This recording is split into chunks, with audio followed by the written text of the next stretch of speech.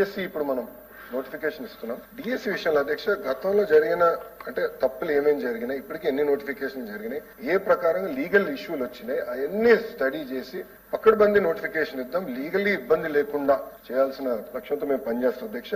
ఈ విశ్వవిద్యాలయాలకు వచ్చేగల ఇది కోర్టులో ఆల్రెడీ ఇష్యూ ఉంది కనుక అది ఎట్లా రిజాల్వ్ చేయాలో నేను ఏజీ గారితో కూడా మాట్లాడి I take it up personally. Governor గారిని కూడా కలిసినప్పుడు గవర్నర్ గారు ఛాన్సలర్, ఆయన కూడా చాలా స్పష్టంగా ఎట్టి పరిస్థితుల్లో రిక్రూట్మెంట్ మీరు పూర్తి చేయండి, ఎన్ఆర్ఎఫ్ ర్యాంకింగ్స్ ఇంప్రూవ్ అవ్వాలంటే సొంత ఉపాధ్యాయులు ఉండాలి, ప్రొఫెసర్స్ ఉండాలి, దానికి మీరు సీరియస్ గా తీసుకోండి అని గవర్నర్ గారు కూడా చెప్పారు. అది మేము సీరియస్ గా తీసుకుంటామని గౌరవ సభ్యులు తెలుపుకుంటూ, పెద్దలు అన్నట్టు 4330 శాంక్షన్ పోస్టులు ఉంటే కేవలం 1048 పోస్టులు ఇప్పుడు ఫిల్ అయినాయి, 3282 పోస్టులు ఖాళీగా ఉన్నాయి. దానికి వచ్చే సంవత్సరంలో ఫిల్ చేస్తామని ఈ సభాముఖం మీ అందరూ తెలుపుకుంటూ, గౌరవ ముఖ్యమంత్రి గారు నన్ను హెచ్ఆర్డీ మినిస్టర్ చేసినప్పుడు చాలా స్పష్టంగా నాకు చెప్పింది, ఎన్ఆర్ఎఫ్ ర్యాంకింగ్ ఈ రోజు ఆంధ్ర రాష్ట్రం 9వ స్థానంలో ఉండి అది 3వ స్థానానికి తీసుకురండి, క్యూఐఎస్ ర్యాంకింగ్ టాప్ 100 లో ఒక ప్రభుత్వ విశ్వవిద్యాలయం 5 సంవత్సరాలు ఉండాలని నాకు టార్గెట్ ఇచ్చారు అధ్యక్ష. అది చేసి చూపిస్తాను.